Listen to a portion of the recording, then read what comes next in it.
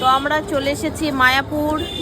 তো এখন দেখলাম এখানে পেয়ারা দাদা পেয়ারা মাখাচ্ছে, ওর জন্য খেতে ইচ্ছা করলো। আমি একটা পেয়ারা ধরে নিয়েছি, আমাকে এখন মেখে দেবে।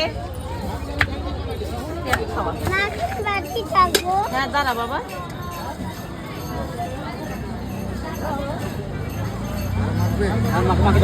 দাও আমার এই যেটা মেখে দাও। মাকে দিচ্ছি দিদি, মাকে দিচ্ছি।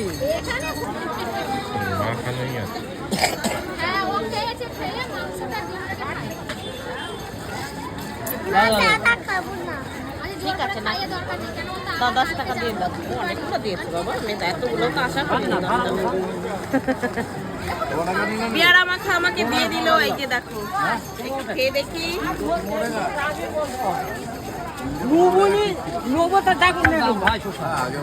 দারুণ।